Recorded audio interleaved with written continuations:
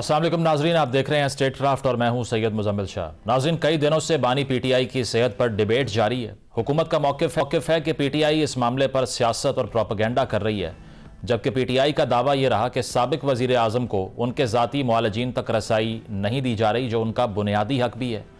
इस हवाले से एक मेडिकल रिपोर्ट भी मंजर आम पर आ चुकी है, जिसके मुताबिक अडियाला जेल में दो डॉक्टर्स, डॉक्टर नदीम कुरैशी और डॉक्टर आरिफ खान ने बानी पीटीआई की आंखों का चेकअप किया, जिसके मुताबिक बानी पीटीआई की दाई आंख की बसारत 6/9 जबकि बाईं आंख की ग्लासेस के साथ 6/6 है। इसी रिपोर्ट में यह भी बताया गया कि इस चेकअप के हवाले से न सिर्फ पिम्स हॉस्पिटल में बैरिस्टर गौहर और इलामा राजा नासिर अब्बास को अपडेट किया गया, बल्कि इनके ज़ाती मुआलजीन डॉक्टर आसिम यूसुफ और डॉक्टर खुरम मिर्ज़ा को भी फ़ोन पर 25 मिनट तक ब्रीफिंग दी गई। इसके अलावा वज़ीर कानून आज़म नज़ीर तारड़ ने दावा किया है कि साबिक वज़ीर आज़म की सेहत के हवाले से कोई परेशानी की बात नहीं, इनकी एक आंख बिल्कुल ठीक है और दूसरी के लिए अगर वो ऐनक इस्तेमाल करें तो वो भी 70% सही काम कर रही है। अब हुकूमत के बयानात अपनी जगह पर हैं, लेकिन ज़ाती मुआलिज तक रसाई ना देने पर जो तनकीद हो रही है, क्या हुकूमत इसको जस्टिफाई कर सकती है? माजी में अगर आसिफ अली जरदारी या नवाज शरीफ के पास ज़ाती मुआलिज की सहूलत दस्तयाब थी और अब ज़रूरत नहीं, तो इसका जवाब भी इस हुकूमत को ज़रूर देना चाहिए, ताकि कल इनके लिए भी अगर खुदा न खास्ता कोई बुरा वक्त आता है तो ये रिकॉर्ड के तौर पर दस्तयाब हो। वज़ीर आला पंजाब मरीम नवाज, जो गुजरात में लैपटॉप डिस्ट्रीब्यूशन के एक इवेंट में थीं, उन्होंने भी साबिक वज़ीर आज़म इमरान खान के कुछ क्लिप्स चलाकर याद दिलाया कि वक्त घूम कर कैसे वापस आता है। लेकिन क्या वो या उनकी हुकूमत कॉन्फिडेंट है कि ये वक्त उनके पास वापस घूम कर नहीं आएगा? इसी पर हम बात करेंगे, लेकिन इससे पहले हम पीटीवी को ज़रूर मुबारकबाद पेश करेंगे कि उन्होंने वज़ीर आला मरीम नवाज शरीफ के क्लिप्स चलाकर जो काम किया। उम्मीद है कि अब इसकी शेयरिंग पर कोई पीका ऑर्डिनेंस या किसी की गिरफ्तारी नहीं की जाएगी, ना ही हमें उस्मा बुखारी बताएंगी कि ये फेक न्यूज़ थी। इन तमाम मौज़ूआत पर हम गुफ्तगू शुरू करते हैं। वज़ीर आज़म के कोऑर्डिनेटर राना एहसान अफजल साहब ज्वाइन कर रहे हैं, तहरीक इंसाफ के रहनुमा फैसल चौधरी साहब मौजूद हैं। आप दोनों का बहुत बहुत शुक्रिया। राना साहब, आपसे आगाज़ करूँगा। खान साहब की जो सेहत है उसके हवाले से सोशल मीडिया पर तो एक टग ऑफ वॉर चल ही रहा है, लेकिन इसके अलावा अब इशू क्या है? इशू ये है कि जो पिम्स और अलशिफा हॉस्पिटल के डॉक्टर्स का मुआयना हुआ है आज, उसके ऊपर जो पीटीआई के लीडरशिप है या पीटीआई के आप कारकुनान भी कह लीजिए, उनको ट्रस्ट नहीं है। वो इस बात पर एतमाद नहीं कर रहे कि जो सेटिस्फैक्ट्री कंडीशन आप बता रहे हैं कि 70% उनकी जो आईसाइट है वो रिकवर है और ये 15% वाली ख़बरें सब जाली हैं। ये किस तरह से ये गैप को ब्रिज करें? अगर उनके पर्सनल डॉक्टर्स ज़ाती मुआलजीन उनसे मिल लें तो क्या इसमें ऐसी चीज़ है? क्योंकि इसका फ़ायदा तो हुकूमत को ही होगा अगर आपका नैरेटिव ठीक है इस पर। तो बिस्मिल्लाहिर्रहमानिर्रहीम। सबसे पहले तो मुजम्मिल एक दफ़ा फिर से पीटीआई का झूठा प्रोपेगेंडा और सियासत करने की कोशिश सेहत के ऊपर और एक ड्रामा क्रिएट करने की कोशिश जो है वो फिर से बेनकाब हो गई है। और जो बातें की जा रही थी कि 85% उनकी नज़र जो है वो ज़ाया हो गई है, ऐसा कुछ नहीं है। उनकी अल्हम्दुलिल्लाह बड़ी अच्छी रिकवरी हो रही है, ख़तरे का कोई मामला नहीं। और ये जो ऑप्टोमोलॉजिस्ट दिए गए अलशिफा से और पिम से, ये पाकिस्तान के टॉप ऑप्टोमोलॉजिस्ट हैं और रेटिना एक्सपर्ट्स हैं। और जो आपका सवाल है, इनके जो पर्सनल डॉक्टर्स हैं उनको भी ब्रीफिंग बड़ी डिटेल में दी गई है।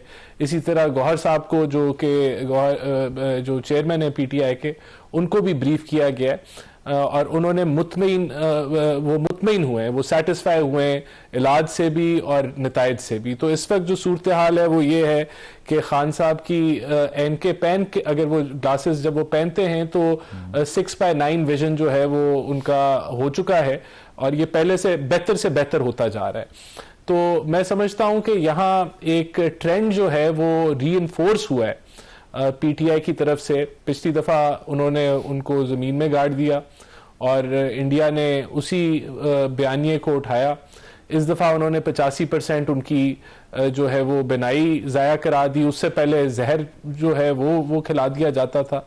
तो आपको पता चलता है कि कितनी पस्ती पे चले गई है पीटीआई की सियासत और कोई इनके पास एजेंडा नहीं है। और इनको बहाना चाहिए है कि ये केपीके को बंद कर दें, इनको बहाना चाहिए है कि कोई ड्रामा करें, लेकिन ये जितना ये कुछ कर रहे हैं उससे ये अवाम से एलियनेट हो रहे हैं और लोग इस ड्रामे को देख के जो है वो मेरे ख्याल से रियलाइज कर रहे हैं कि पीटीआई के पास कितनी ये खोखली हो चुकी है। तो बहरहाल मैं समझता हूँ कि इस रिपोर्ट से, और फिर इसकी जो आपका सवाल स्पेसिफिक है उसका मैंने जवाब दे दिया कि उनके पर्सनल फिजिशियंस को भी एक डिटेल्ड जो है वो इसके ऊपर ब्रीफिंग दे दी है। और पीटीआई के दो रहनुमाओं को, एक गौहर साहब है, उनको भी ब्रीफ कर दिया गया है और उन्होंने सेटिस्फैक्शन का इजहार कर दिया है कि इलाज भी ठीक जा रहा है और वो सेटिस्फाइड है सूरत हाल। ठीक है फैसल साहब, ये जो सवालात पीटीआई की तरफ से थे, अब सुप्रीम कोर्ट का की जो ये हम देख रहे हैं जिसकी रिपोर्ट है, इसमें क्लैरिफाई नहीं हो गया लिविंग कंडीशंस के हवाले से जो महीनों से बात की जा रही है। इस रिपोर्ट में तो ऐसा कुछ भी नहीं है। इवन अता तारड़ साहब ने यह भी कहा कि वो तो लेविश उनको फैसिलिटीज़ प्रोवाइड की गई हैं, सिर्फ वॉक करवाया करते थे जब हम जेल में थे, लेकिन हम इनको ट्रेडमिल करवा रहे हैं, एलिप्टिकल साइकिल्स दी हुई हैं, तो इससे ज़्यादा क्या कर सकते हैं। फिर जहाँ तक मुआलजीन का मामला है, वो भी आपने राना साहब की गुफ्तगू सुन ली, तो आपने ओवरली पोलिटिसाइज नहीं कर दिया इस सारे मामले को at the expense of the health of Khan साहब? नहीं, देखिए, पहली बात तो ये है कि तारड़ साहब का बयान जो है वो तो ज़ाहिर है, एक उसको आप इस कॉन्टेक्स्ट में लें कि वो हर काम जो है वो सच कहते हैं, या नून लीग के वज़रा या उनके रिप्रेजेंटेटिव्स, तो हम तो नहीं उसको यकीन कर सकते ना। अभी भी आपने पर्सनल फिजिशियंस को ब्रीफ किया, एक्सेस तो नहीं दी, आपने फैमिली को भी एक्सेस नहीं दी, और जब तक मुलाकात नहीं होती तब तक आप कैसे कह सकते हैं कि ये सही कर रहे हैं।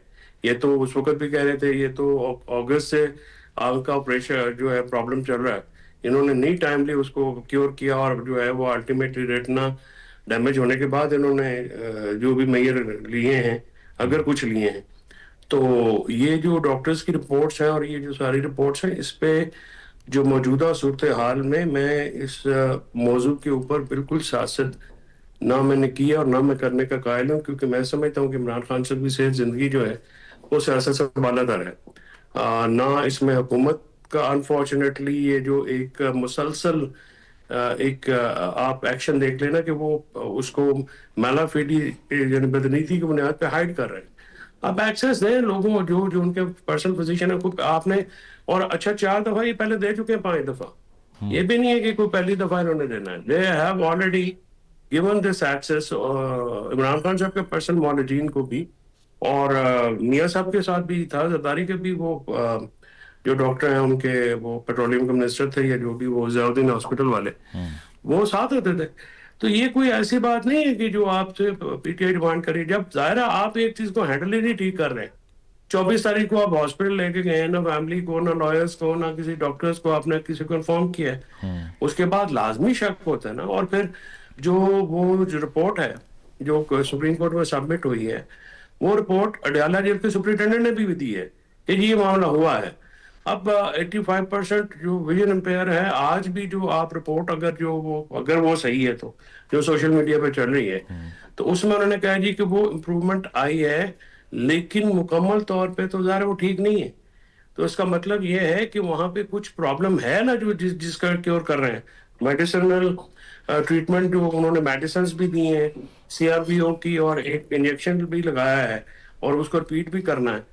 तो ये सारी चीजें तो इसको डिनाई नहीं की जा सकती। तो सियासत जो है वो इन्होंने हुकूमत ने की है, और पीटीआई को मिसगाइड किया है।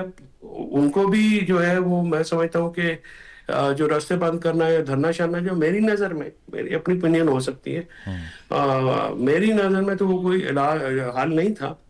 और अगर कल हुकूमत ने एक्सेस देने की बात की थी, तो मेरा ख्याल में तो जाना चाहिए था। तो आइडियली आप ये समझते हैं कि अस्पताल मुंतकली होनी चाहिए? क्योंकि हमने सुना कि अल-शिफा के अंदर भी सिक्योरिटी खासी हाई अलर्ट रही, डॉक्टर्स भी हाई अलर्ट पर थे, लेकिन इवेंचुअली नहीं शिफ्ट किया गया वहाँ पे। वो तो इस वजह से नहीं ना किया गया कि वो पीटीआई जो है लैक लिस्टर किस्म का उन्होंने एहतजाज किया है, तो वो दबाव नहीं क्रिएट कर सके। हुकूमत के ऊपर से दबाव हट जाता है ना। प्रॉब्लम ये होता है कि जब आप एहतजाज करते हैं और नाकाम होता है, तो उसके फिर नुकसान सारा तो इमरान खान साहब को होता है जो अंदर बैठे हुए हैं। बाकी जो इन्होंने वो सारे इधर आके बैठ गए अंदर पार्लियामेंट में, मुझे नहीं समझ में आई कि ये क्या स्ट्रेटजी है कि पार्लियामेंट के अंदर बैठ जाए। फिर केपी हाउस में, केपी में आज अब्रप्टली सारे धरने रात को उन्होंने उठवा दिए और रास्ते खुल गए हैं इस पर। ऐसी तो वो क्यों किए? अगर मतलब देखे ना, ये कोई ना कोई तो बात होगी ना, बिल्कुल, जिसकी बुनियाद पे जो कि अभी पब्लिक नहीं हुई है। चलें ये पूछ लेते हैं, राना साहब से पूछते हैं कि क्या बात थी फिर ये। राना साहब मुझे ये बताएं कि एक तो ये धरनों वाला मामला, और इसके अलावा आज जो गुजरात में लैपटॉप डिस्ट्रीब्यूशन की सेरेमनी थी, मरियम साहिबा ने वहाँ सारे क्लिप चला दिए जो खान साहब के बयानात थे जब वो प्राइम मिनिस्टर थे। Wasn't it unnecessary? क्योंकि कल को वो यही क्लिप दोबारा से आपके चला रहे होंगे। अब ये इस सर्कल से, विशेष सर्कल से निकलना भी तो है ना, रेट्रीब्यूशन से और ऐसी पॉलिटिक्स से। अब एक चीज़ हो चुकी है, तो अगर आपके साथ ज़्यादती हुई थी, why do you need to reciprocate this? नहीं, हमने तो रेसिप्रोकेट नहीं किया ना। राना सनाउल्लाह साहब का तो विजन ज़ाया हो गया। उनको, उनकी एक आंख जो है वो आज भी इम्पैक्टेड है। उनके तो 3 दफ़ा वाइटल्स नहीं लिए जाते थे, उनको तो डॉक्टर की एक्सेस नहीं दी गई, उनको तो अस्पताल नहीं ले जाया गया। तो हमने तो ये नहीं किया। हम तो विंडिकेट हो गए कि हमने तो 3 दफ़ा उनके वाइटल्स भी लिए जाते, उनको डॉक्टर्स की भी एक्सेस है, उनको स्पेशलिस्ट की भी एक्सेस है, उनको अस्पताल भी लाया जाता है, उनको बढ़ चढ़ के उनको फैसिलिटेट किया जा रहा है। और आज फिर से पीटीआई झूठी साबित होगी। तो ये जो शऊर इन्होंने, ये जो कहते हैं कि हमने दिया, जो जिस शऊर के अंदर आप मदीना के अंदर भी सियासी नारे लगाते हुए पकड़े गए, और ये शऊर के 14 अगस्त को भी जो है वो पाकिस्तान का नहीं, पार्टियों के झंडे लहराएं, और ये शऊर के आपके अगर चीफ ऑफ आर्मी स्टाफ या आपके जो प्राइम मिनिस्टर हैं वो बैरून मुल्क जाएं, तो आप बजाय पाकिस्तान का नारा लगाए आप मुखालिफ नारे लगा दें। तो ये शऊर को जो है वो ऑब्वियसली आपने फिर लोगों को बताना है कि क्या हकायक है। आज भी ये जो पूरा, ये अभी इन्होंने जो पूरा, मुझे तो समझ नहीं आई फैसल साहब ने बात क्या की है। अगर उनका कि अभी भी कुछ छुपा रहे हैं, भाई क्या छुपा रहे हैं?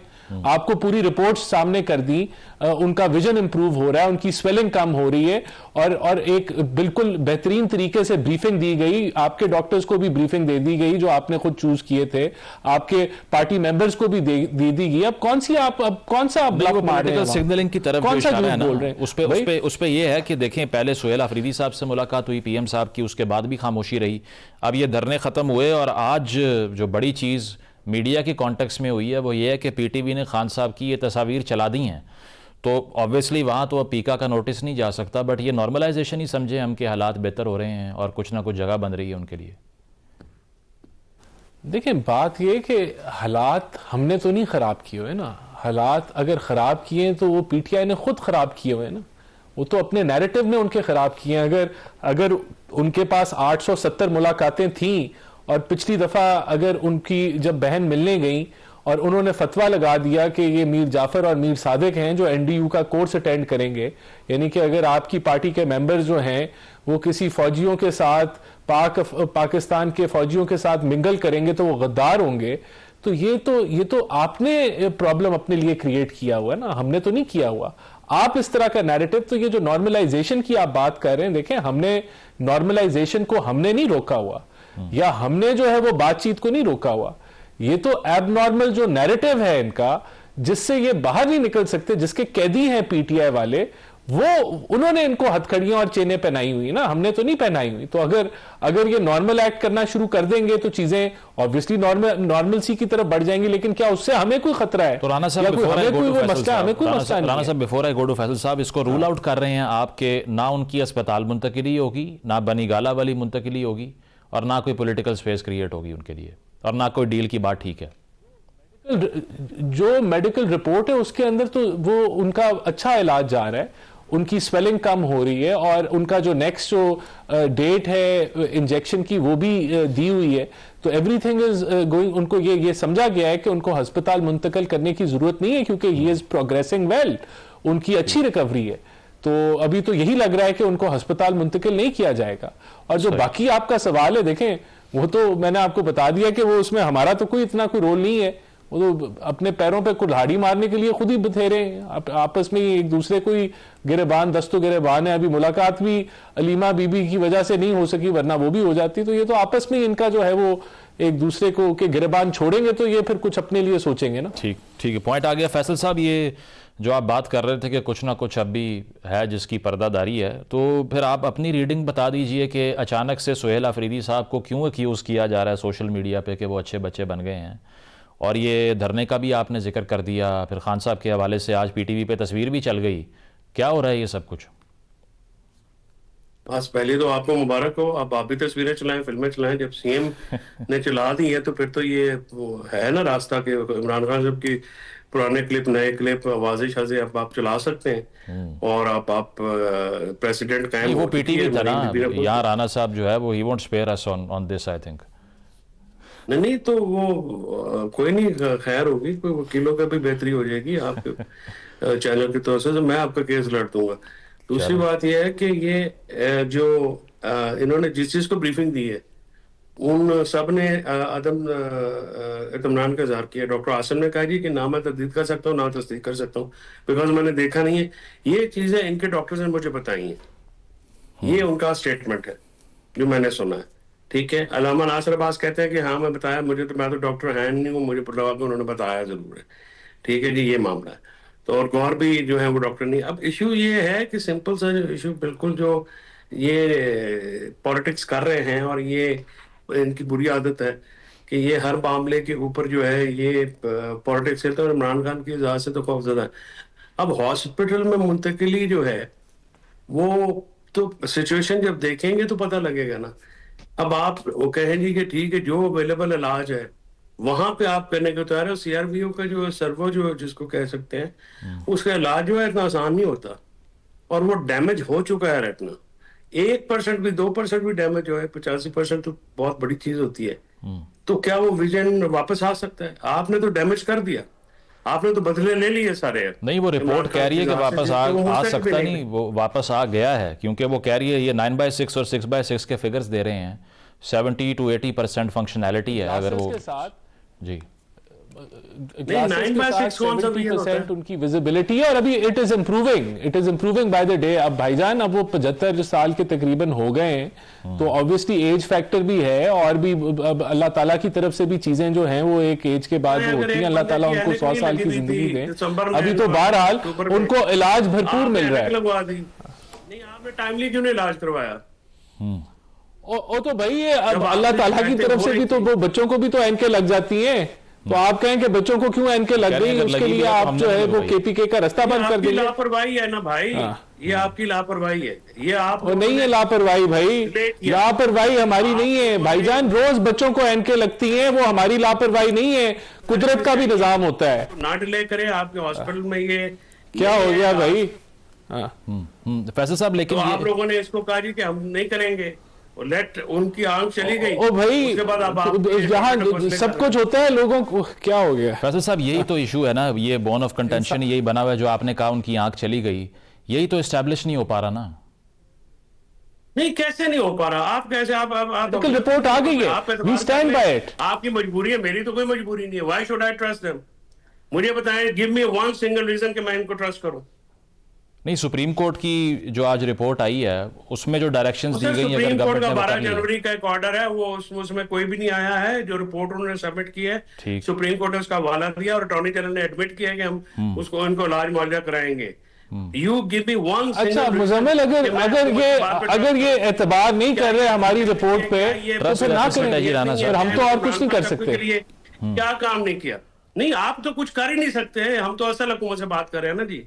आपकी तो हमें पता कि आपके हाथ में, आप तो कुछ भी नहीं कर सकते। अच्छा। तो अपनी अखियां चली जाएंगी तो कुछ नहीं करना। वक्त खत्म हो गया मेरे पास। ये ट्रस्ट डेफिसिट जो है, दिस इज वेरी विजिबल। उसकी वजह यह है कि ये इसी सूरत में मुकम्मल होगा जब ये भेजेंगे, मुलाकात कराएंगे, अदरवाइज नहीं। बिल्कुल, फैमिली से और जाती मुआलजीन से मुलाकात जब तक नहीं होगी, ये बरकरार रहेगा। बहुत शुक्रिया। राना एहसान साहब, फैसल चौधरी साहब मौजूद थे। ब्रेक लेते हैं, ब्रेक के बाद वापस आएंगे। Stay with us. Welcome back नाजरीन। भारत के खिलाफ पाकिस्तान की कौमी क्रिकेट टीम की जो परफॉर्मेंस है वो वैसी ही रही जैसी पिछले 9 से 10 मैचेस में थी। 8-1 का रिकॉर्ड भारत ने मेंटेन किया, 61 रन्स की शिकस्त से 2-4 किया पाकिस्तान को।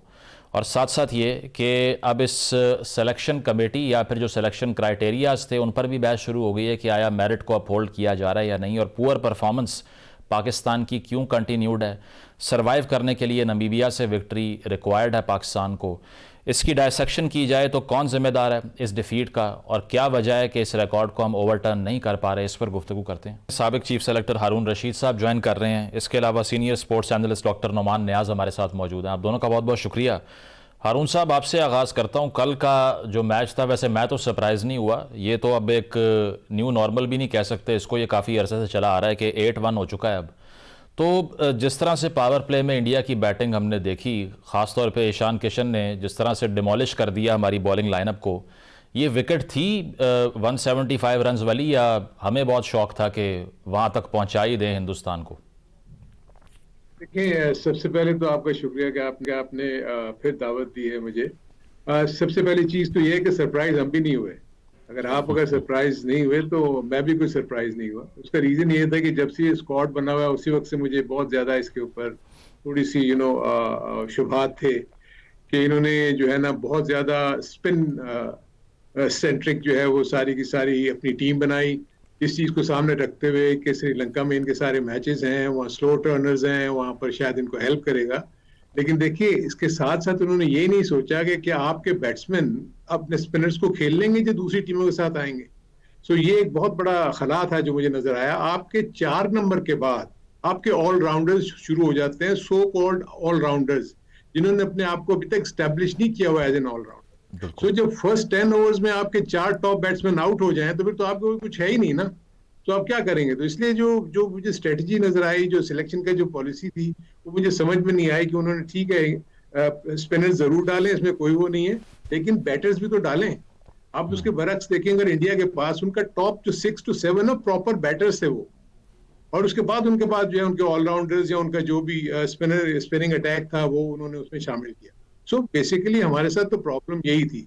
देखिए, पाकिस्तान का चाहे जितनी स्ट्रॉन्ग टीम हो, हिस्ट्री उठा के देख लें, पाकिस्तान लुढ़कते हुए, गिरते हुए, मरते हुए कहीं ना कहीं पहुंचता है। इवन आपका 92 का वर्ल्ड कप भी आप कहीं भी नहीं थे। सो इसलिए पाकिस्तान के ऊपर हम हमेशा से हम खुद भी इसका पार्ट रहे हैं। 79 में मैं भी वर्ल्ड कप खेला हूँ।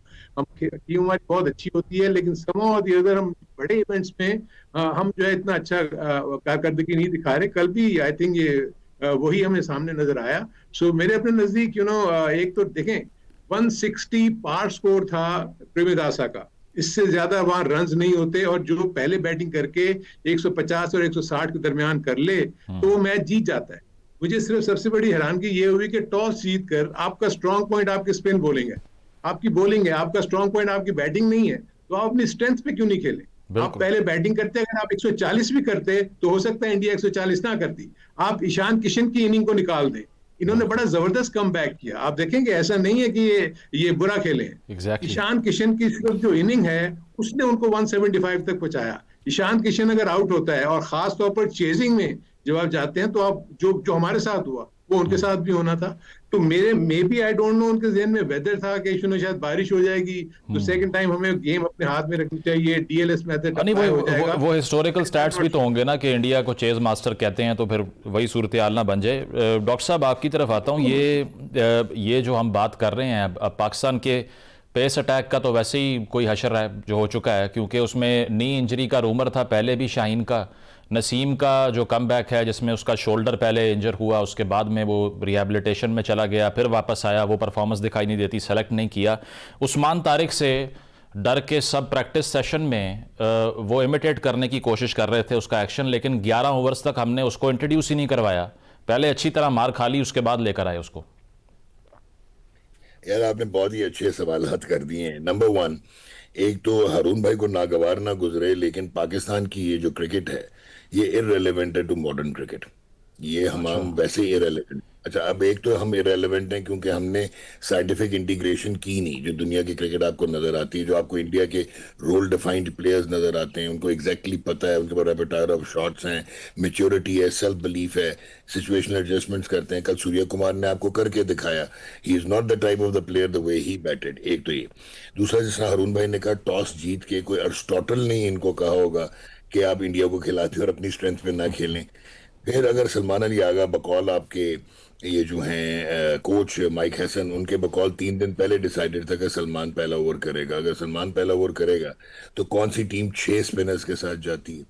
फिर क्या आपके पास हार्दिक पांड्या की तरह का प्रॉपर 100% ऑलराउंडर है जिसको आप एज बैट्समैन काउंट कर लें, एज बॉलर काउंट कर लें? आपके बिट्स एंड पीसेस हैं। अच्छा, चौथी जो इंटरेस्टिंग चीज है कि मुझे नहीं समझ आई कि भाईजान कप्तान हमारे कहाँ पे थे कि पहला ओवर किया, हालांकि उनको दूसरा करना चाहिए था, और 3 ओवर पावर प्ले में निकालते अगर खुद बॉलिंग कर ली थी और आउट भी कर दिया था। और इब्रार दुनिया को पता है कि लेफ्ट हैंडर्स के अगेंस्ट आप इब्रार को नहीं लाते शुरू में, ठीक है ना। और आपने Usman Tariq wicket taking bowler लिया हुआ था, आपने खुद कहा कि हवा बना हुआ था, उसको अगर विकेट टेकिंग रोल में लिया हुआ था तो उसको 11वें ओवर में क्या करने आए थे जब मैच खत्म हो गया तो ऑलमोस्ट ये चीज। देन उस्मान तारिक के इतनी हठधर्मी है कि आपके कोच ने पोस्ट मैच इंटरव्यू में कहा कि यही उसका रोल था और यही रहेगा। Now this is ridiculous. अच्छा, उसके बाद फहीम अशरफ को आपने टीम में क्या फील्डिंग ऑलराउंडर रखा हुआ है, एग्जैक्टली। ना उसे आप बैटिंग कराते हैं, उसको अंडर यूटिलाइज करते हैं, ना बॉलिंग आपने करवाई। अच्छा, अब ये जो सारे सीन है ये क्यों है, ये भी आपको मैं बताता हूँ। मैंने 6-8 महीने पहले कहा, कुछ लोगों को बड़ा नागवार गुजरा कि हमने शदाब को अकोमोडेट करना था जब वो इंजरी से रिहैब हो रहा था। हमने जो Ibrar Ahmed supposedly one of the finest spinners in the world in shorter format, कल उसको कुट लगी। वो रीजन मैंने आपको बता दिया कि एक तो खब्बे पे ले आए, वो उसकी रिलीज स्पीड उसने तेज कर दी जिससे वो पिच अप हुआ, वो स्लॉट में आ रही थी, वो मार खा रहा था। फिर आपने शदाब को पहले बॉलिंग करवाई उस्मान तारिक से। शदाब का आपको पता है कि वो बॉलिंग नहीं कर पा रहा पिछले 8-10 माह से, 11 माह से, और वो फोकस अगर आपने बैटिंग में किया हुआ तो वो आपका क्या तुक था कि वो खेलता। शाहीन शाह अफरीदी एज ए मैं बायोमैकेनिस्ट, एज ए क्लिनिशियन आपको बता सकता हूँ कि he is not fit and he is out of rhythm, और उसकी बायोमैकेनिक्स भी ऑल्टर हो गई हैं और वो लग रहा था कि वो लाइबिलिटी होगा। क्यों खिलाया आपने? रेपुटेशन की बेस पे। फिर आप प्रोटेक्ट कर रहे हैं, इवन इन 15 में भी आप प्रोटेक्ट कर रहे हैं अपने फेवरेट प्लेयर्स को, like you do it in the franchise, और आप बहुत सारों को अपॉर्चुनिटी नहीं दे रहे। ये सर्कमस्टांशियल एविडेंस है। आप अपॉर्चुनिटी इसलिए नहीं दे रहे कि वो परफॉर्म ना कर दें। फिर आप खुश हो रहे हैं कि साइम अयूब आपको वापस लेके आ गया मैच में। Is he there as a specialist bowler? What is his specialist role? Open में रन करने हैं या नहीं करने हैं? You will be shocked to know कि एशिया कप और वर्ल्ड कप के इनिंग्स मिला के 14 इनिंग्स में 152 रन एंड 10.2 की एवरेज है विद द बैट। तो मैंने उसके जनरेशनल टैलेंट को क्या करना? उसके बाद बाबर आजम जो T20 के साथ कंप्लीटली इररेलेवेंट है। जब तक वो टेम्पलेट चलता था कि ये ओपन करते थे रिजवान और ये डीप खेलते थे, स्ट्रक्चर इनिंग्स को कर जाते थे, स्पिनर्स आउट कर देते थे, तो यू कुड विन मैचेस। अब वो नंबर 3 को भी छोड़ के आपने नंबर 4 पे खिला दिया। अच्छा, अब आप आते हैं सलमान अली आगा पे। यार वो जब बाबर छोड़ के गया श्रीलंका के अगेंस्ट बिग बैश खेल रहा था तो आप नंबर 3 पे आए, आपने 3-4 कैमियो खेली और हमने कहा वाह वाह यार ये तो इवॉल्व हो गया। लेकिन क्या लोगों ने रियलाइज किया था जहां पे लंबी ओपनिंग हो गई है, पावर प्ले में इसकी बारी ना आई तो ये क्या करेगा? लायबिलिटी बनेगा। उस्मान खान इंटरनेशनल क्रिकेट में 4 की एवरेज थी कल से पहले, और कल की भी जो इनिंग्स है वो आप उसकी क्वालिटी देख लें, अरुण भाई आपको बेहतर बताएंगे क्या वो इंटरनेशनल क्रिकेट से रिलेट करता है या नहीं। नहीं करता, बिल्कुल। और आप विकेट कीपर भी नहीं लेके गए। तो उसके बाद आप कहते हैं कि हमने एक well structured, well oiled, professional outfit. Exactly. 31 match पिछले साल आप खेले, सही। उसमें से 24 आप जीते तो आपने तमगे लगा लिए। वो 24 जीत के आपकी रैंकिंग एक दर्जा भी ऊपर नहीं बढ़ी। क्यों? क्योंकि आप अपनी नीचे की टीमों से खेल रहे थे। एग्जैक्टली। ये जो सारा आपने एक्सप्लेन किया, कॉमेडी ऑफ एरर्स कह सकते हैं। प्रोग्राम में एक ब्रेक शामिल करते हैं, ब्रेक के बाद वापस आएंगे। Stay with us. Welcome back नाजरीन। T20 वर्ल्ड कप से मुतल्लिक हमारी गुफ्तगू जारी है। हारून साहब, अब मूविंग फॉरवर्ड, अब नमीबिया के अगेंस्ट जीतना तो डू और डाई वाली सिचुएशन बन चुकी है, बट फिर चेंजेस आप क्या सजेस्ट करेंगे? क्योंकि कहा जाता है कि अच्छा इनको बिठा देते हैं लेकिन अल्टरनेटिव भी हमारे पास नहीं है। अब ये हर कोई जैक ऑफ ऑल ट्रेड बनने की कोशिश करता है। शाहीन शाह अफरीदी बैटिंग कर रहे हैं, साइम अयूब जो है वो बॉलिंग कर रहे हैं, और जो कप्तान हैं जो इन्होंने बैटिंग करनी थी वो अटैक कर रहे हैं, ओपन कर रहे हैं बॉलिंग को। तो जिसका जो काम है वो किसी से नहीं हो रहा, और जो बॉलिंग करना चाहता है वो बैट्समैन भी है एट द सेम टाइम। तो ये क्लैरिटी कब आएगी? एक और वर्ल्ड कप में डिजास्टर करने के बाद ही आएगी, इससे पहले नहीं आ सकती। देखिए, बड़ी हैरान कुछ बात है। आई थिंक जो डॉक्टर ने बातें की हैं ना, उसमें आप अगर चंद चीजें मैं आपको बताऊं। देखिए, जब आप स्ट्राइक करने जाते हैं तो अपने मेन वेपन के साथ स्ट्राइक करते हैं ना।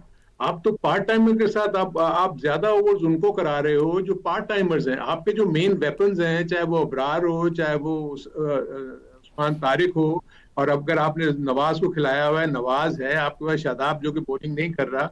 आई थिंक ये इश्यूज तो डेफिनेटली नजर आ रहे हैं कि आपने जिस वक्त उनको इस्तेमाल करना चाहिए था उस वक्त नहीं किया। अब हम नमीबिया की बात कर रहे हैं। देखिए, ये मैचेस तो ये जीतते रहेंगे, ऑड मैचेस आपको जीतते हुए नजर आएंगे। आपको हो सकता है कोई ऐसा क्रंच मैच भी ये और जीत जाएंगे। लेकिन जो हम सिस्टम की बात कर रहे हैं, जैसे भी डॉक्टर ने कहा, देखिए इसमें सबसे बड़ा प्रॉब्लम ये है कि आप मुझे ये तो बताएं कि 2 T20 खेलने वाला बंदा जिसने क्रिकेट ही नहीं खेली हुई, वो आपकी टीम का पार्ट है, जिसने आपने एक ऐसा विकेट कीपर साथ ले गए हैं जिसने हार्डली 2 फर्स्ट क्लास मैचेस खेले हुए हैं। यानी 8 दिन की क्रिकेट खेलने वाला बंदा पाकिस्तान की टीम में है। फॉर्मेट का difference is no issue at all कि भाई वो T20 का प्लेयर अलग होता है और फर्स्ट क्लास क्रिकेट का अलग होता है। आप जरा इंडियन की बैटिंग का और इंग्लैंड की जो प्लेइंग 11 है या उनका स्क्वाड है उनका निकाले तो सही, उनके पता नहीं नंबर ऑफ मैचेस हैं। और हारून साहब ये PSL की परफॉर्मेंसेस की बेस पे जो हम बैट्समैन सेलेक्ट करते हैं कि इसने प्लेथरा ऑफ रन्स कर दिए, वहाँ के बॉलिंग स्टैंडर्ड को क्यों नहीं कंपेयर करते हम इंटरनेशनल बॉलिंग से? तो उस्मान साहब वहाँ तो बहुत परफॉर्म कर लेते हैं, यहाँ पर आपके सामने नहीं। उसका रीजन ये है ना, देखिए आप एक चीज को अपने जहन में रखें कि T20 क्रिकेट क्या है। बैट्समैन ने हिट ही मारनी है ना, बैट्समैन ने रन्स बनाने। अगर वो रन्स नहीं बनाएगा, जब वो रन्स बनाएगा तो वो एरर भी करेगा उसमें कि बॉल मिस भी होगी, कुछ कोई आप हवा में खेल देंगे, कैच हो जाएंगे। सो वो तो इश्यूज रहते हैं। मेरा सिर्फ इशू ये है कि जब तक मुसलसल आपकी रिपीटिशन नहीं होगी, आपके बॉलर एक जगह पे बॉल नहीं कर सकेगा, आपका प्लेयर अनफिट होता है और उसके बाद डायरेक्ट वो वर्ल्ड कप के स्क्वाड में आ जाता है। दुनिया भर में कहीं ऐसा नहीं होता। आप देखेंगे कितने अरसे तक वो कमिंस को साथ लेके चलते रहे, लेकिन उसको एक मैच भी नहीं खिलाया। यहां तक कि वो पूरी तरह फिट नहीं हुआ तो उन्होंने उसको टीम में सेलेक्ट नहीं किया। आपका यहाँ से वो बिग मैच में आपके 2 प्लेयर अनफिट होते हैं, वो बाहर हो जाते हैं और उसके बाद स्ट्रेट अवे वो पाकिस्तान के स्क्वाड में आ जाते हैं जो वर्ल्ड कप में जा रहा है बगैर कोई क्रिकेट खेले हुए। सो आपको कैसे पता लगेगा? अभी जैसे उनके नी का प्रॉब्लम कल में वाज़ेह तौर पे नजर आ रहा था शाहीन आफरीदी के। शादाब ने कितनी बॉलिंग की, आप मुझे बताया ना, पिछले 8-10 महीने से वो तो क्रिकेट ही नहीं खेला हुआ, बिकॉज वो तो इंजर्ड था और वो रिहैब पे था। और रिहैब से आने के बाद फौरन आपने उसको BBL भेजा, वो 2 से 3 मैच खेले, आपने उसको पाकिस्तान के स्क्वाड में डाल दिया। सो इश्यूज हैं। आपने फखर जमान जिसका सबसे अच्छा रिकॉर्ड है अगेंस्ट इंडिया, और वो बनता है जो कि T20 के फॉर्मेट का प्लेयर है, उसको आपने बाहर रखा हुआ। और बाबर आजम सिर्फ एक ही सूरत में वो T20 क्रिकेट में आता है, अगर वो ओपन करता है, क्योंकि 2 फील्डर्स का एडवांटेज वो लेता था, इसलिए वो रन्स बनाता था। जब वो नीचे आएगा 4 नंबर के ऊपर, फील्ड स्प्रेड आउट होगी, वहां बेचारा कुछ नहीं कर सकता। पॉइंट आ गया इस पे बिल्कुल जो हारून साहब बात कर रहे हैं। नुमान साहब, फाइनल वर्ड फ्रॉम यू। तनकीद खासी हो रही है, शोएब अख्तर साहब ने भी क्रिटिसिज्म किया, मोहम्मद यूसुफ भी कह रहे हैं कि पॉलिटिकल इन्फ्लुएंस को ख़त्म करें। आपको लगता है कि बेसिक रॉट जो है वो स्किल या टैलेंट से आगे बढ़ के मैनेजरियल इशू, सिलेक्शन का इशू और बाकी सब कुछ है, और उसको कैसे फिक्स करें? एब्सोल्युटली, और यही लोग जो क्रिटिसाइज कर रहे हैं यही सिस्टम का हिस्सा रहे हैं। So they have been party to this scaling, और इन्होंने इवॉल्व ही नहीं किया। आपको इवॉल्व करना था मॉडर्न क्रिकेट के साथ। होता यह है कि बहुत सारे इस वक्त पाकिस्तान क्रिकेट बोर्ड में ऑक्यूपेंट्स हैं ऑफिस के, जो कि उन ऑफिस के साथ रिलेट ही नहीं करते और रेलेवेंट नहीं है। तो वो होता क्या है कि जब आप बात करते हैं साइंटिफिक इंटीग्रेशन की, तो वो क्योंकि उनको इस चीज का इल्म नहीं है, तो वो रहते हैं इनसिक्योर, एंड आता है फिर रेजिस्टेंस टू चेंज, एंड फिर प्रिवेल करता है कल्चर टू मेडियोक्रिटी। एक क्विकली आपको चीज बता दूं कि हारून भाई इतनी खूबसूरत बातें की हैं। मैं आपको एक चीज बता दूं कि ईशान किशन आपको कल नजर आया होगा कि उसने मार मार के दुम्बा बना दिया। वो रोहित शर्मा जब गया तो ये यशस्वी जायसवाल ऑटोमेटिक उसका इनहेरिटर था, उसको नहीं लेके आए। शुभमन गिल को लेके आए, और उसके बाद वो विकेट कीपर इनका जतीश पटेल को हटाया तो कौन आया? ईशान किशन आया। 2 साल इसको डिसिप्लिन किया। अब you will be shock to know कि इसकी फर्स्ट क्लास क्रिकेट में एवरेज 46-47 है, और ये 50 से ऊपर मैच खेला हुआ है। 273 इसका इंडिविजुअल हाईएस्ट है। 200 इसने वनडे में कर रखा है।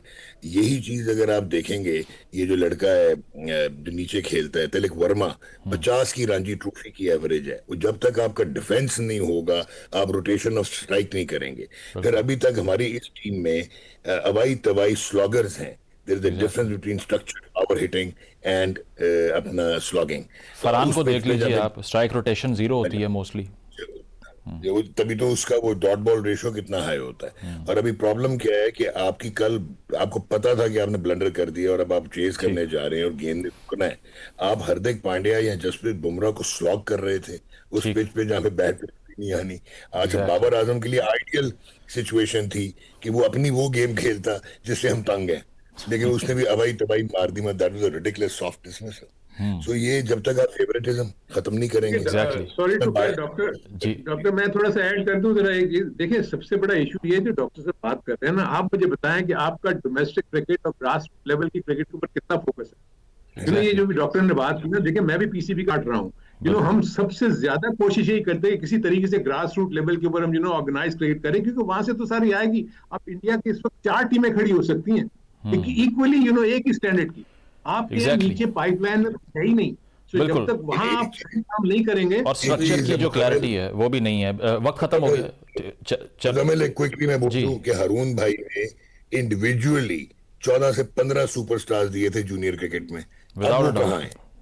बिल्कुल बिल्कुल आपके पास टैलेंट होता है, लेकिन जब फर्निश करने की स्टेज पे या क्लिक करने की स्टेज पे आता है तो वहाँ पर ये प्रॉब्लम्स हैं। बहुत शुक्रिया हारून रशीद साहब, नुमान नियाज साहब मौजूद थे। ब्रेक लेंगे, ब्रेक के बाद वापस आते हैं। Stay with us.